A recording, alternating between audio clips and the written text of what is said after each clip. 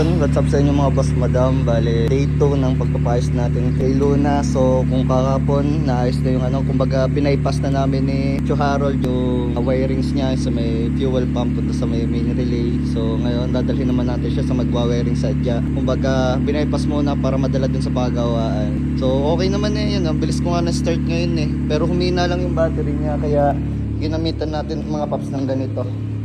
Yan, yung ating power bank. So buti na lang talaga meron tayo nito. So yun, papainitin lang natin konti at pupunta na tayo dun sa pa-wiringan. So yun mga paps, bali nandidinin na nga pala tayo ngayon sa may Petron Ayala. So kahapon, di ba, kung mapapansin nyo, napakataas ng gasolina niya. Ngayon, ganyan mababa.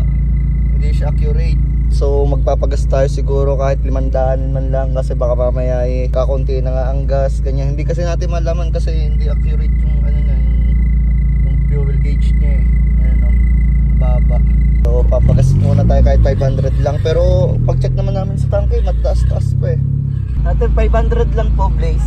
Gas muna tayo kahit 500 para sure. Mahirap na, papawalan tayo ng gas, lalong abriya yun. Traffic pa naman dito sa Lipa, guys. Yan, kahapon nasa ganyan na yung gas niya mataas-taas pa nga yung gas dyan kahapon Hindi ko alam bakit kanina pag start ko baba na ulit. Thank you po. Yan, katulad yan mga paps, tingnan nyo, baba na uli. Hindi natin malaman kung ano pa talagang totoo. Pero nung nagpapatangas ako, pinagasan ko ito ng 1,000. Tapos ngayon, nagpagas tayo ng 500 for assurance lang natin. So ayun, iba-iba naman, kahit mababa siya, at least alam natin may gasolina. Pero nung nagpalit kami ng fuel pump, kita naman namin ang daming gas Pero yun nga, para mapanatag ang loob ko, pinakaragahan din natin ng 500. So yun, on the way na nga pala tayo ngayon kay Kuya Benson. Dadaan muna tayo kay Kuya Benson, tapos itatanong natin kay Kuya Benson kung ano mga dapat gawin. Then pupunta na tayo mga paps dun sa pa-wiringan kay Kuya Leo. Ayan, bali na-chat na din natin si Kuya Leo, nagwa-wiring sa Jackie Uno. So dun din natin papawiring si Luna. So yun guys, dito na ako sa bypass at on the way na tayo sa Balete. So yun mga paps, di-update ko na lang ngayon. Let's go. Anong sasabihin ko kay Kuya Leo? Kachat ko naman siya, ako punta dun. So yun yung wire ng fuel pump. Wire ng fuel pump, yun lang sasabihin ko. So may pinaypat muna pa samantala, di balik sa original. So ganda. Saka pala yung fuel pump, nandiyan nata yung relay. Ayos naman hindi namamatay. Yung fuel pump, babalik ko na. Naibalik na namin yung original na fuel pump na to. Siguro ayos naman ng nito no, yung main relay no. So yun guys, papunta na tayo kay Kuya Leo. Papagawa natin yung sinabi ni Kuya Benson. So punta na tayo ngayon kay Kuya Leo dun sa pa-wiringan. Dito lang din yung sa may Bulacnin, napakalapit lang, walking distance lang. So mga paps, dito na tayo kay Kuya Leo. Ayan, dito sa pa-wiringan. Kuya, bali pa paano yung wire papuntang, yung fuel pang papuntang main relay? Bali binaypass muna namin. Bali babalik sa original daw, sabi ng Kuya Benson. Pa? Babalik sa original? Oo, yun sabi. Gaya yun Paano bypass ang ginawa niya? si Kuya Harold daw yung tao ni Kuya Benson, nilagyan ng wire doon sa may tapos sa main relay. Yung wire. Parang nilagay sa battery? Hindi naman sa battery. Nandoon pa yung wire Hindi lang kinu-cool down ko, turbo yan. Ha? Nakaturbo kailangan i-cool down muna. So yun mga paps, bali na-cool down na natin, papatayin muna natin at may ginagawa pati naman si Kuya Leo. So ayos na to, patayin mo natin aircon. Tapos yan, all goods. Yun lang mga paps, parang hindi nagkakarga ang battery. Ba't ganun? Ang tagal na naman natin ginamit. Meron naman akong pang buhay kung sakali. Kaya natin. Kayong bala pala.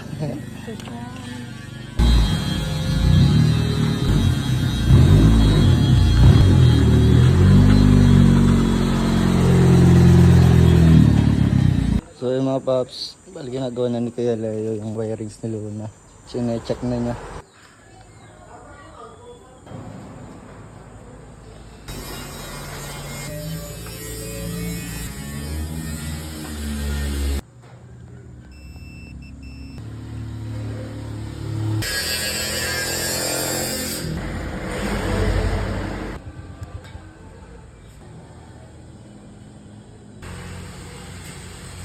So yung mga paps, testingin na.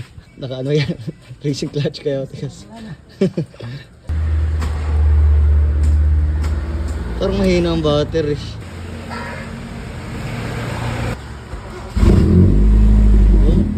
buhay naman eh. Problema na lang mga paps eh, battery. Ba't hindi nag-charge? Paano kung wala akong ganito? O di yari na tayo.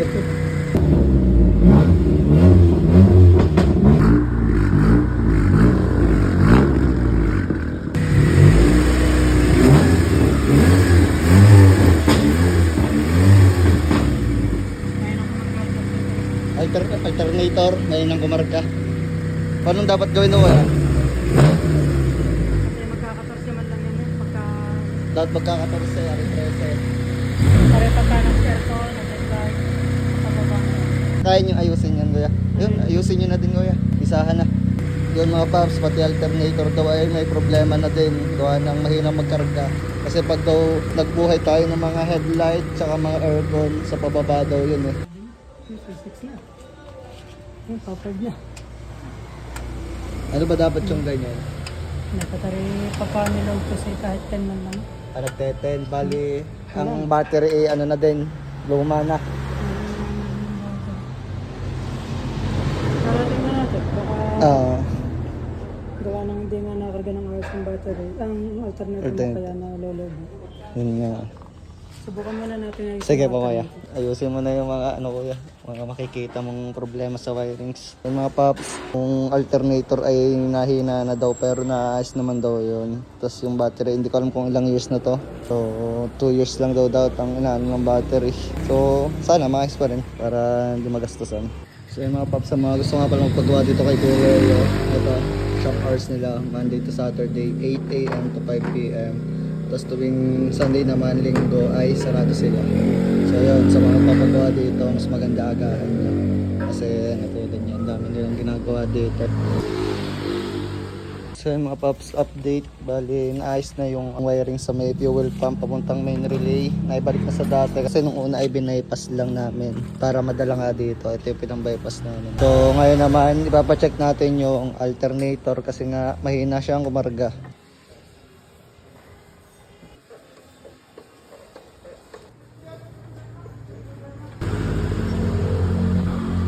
Mga paps, natanggal na yung alternator. Bali, re-repair na lang.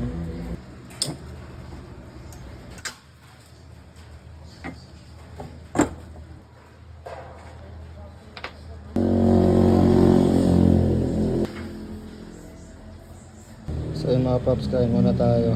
Nagutom eh. Nagutom. So kakain muna tayo. Ayun guys, bumili tayo ng soft drinks para sa ating tagagawa dun kay Luna. Tsaka sa mga kasama niya. Tsaka stick ko na din. So yung mga paps, bali okay na yung alternator. Kulang lang daw sa linis.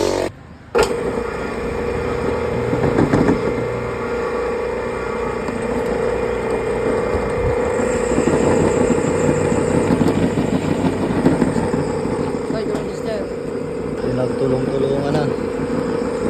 Pinagtatluhan na. Ayos naman kuya? Yo. Di papalitan. Bali yung alternator, ayos naman kuya na. Nilinis mo lang. Nilinis lang. Tapos ang sunod na check pagka hindi talaga battery na. Sana maayos din yung battery. Gawa nung chinek yung alternator, okay naman na daw. Nilinis lang di Kuya Leo. So pagka ganun ba din, pagka hirap siyang mag-start, battery na yung problema. So yung mga pops, update na ilagay na yung alternator tsaka yung battery. So titingnan natin. Sinerge din yung battery eh. So sana pag naiuwi natin ay mag-start ulit siya ganun. Kasi parang di nagkakagana kanina eh. Oh, mahina ng battery. Gawa ng na-check ng mga pops yung alternator, okay naman. Nilinis lang. Tapos wala naman to problema. Parang H-Nerge din yung battery. Parang ayaw na daw lumakas. Ano ba yan doon na? Walang katapusang sira mga pops. Naayos na yung sa may fuel pump, yung wire papuntang main relay. Tapos yung alternator nilinis, ayos naman daw. Ngayon may problema naman is yung battery. Ano ba naman Luna? Naayos na yung mga wirings mo. Tapos ngayon naman battery.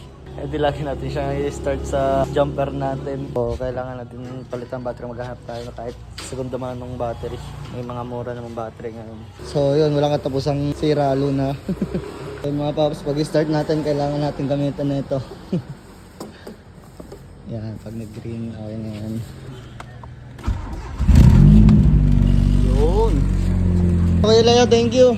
Thank you very much. Thank you. Ayun guys, sa mga gusto magpagawa kay Kuya Leo, tabi lang siya ng barangay hall ng Bulacnin. Ayan, eto. Madali lang naman hanapin. Ayan yung barangay hall. Temporary barangay hall daw muna yan. Kasi ito lang yung shop niya.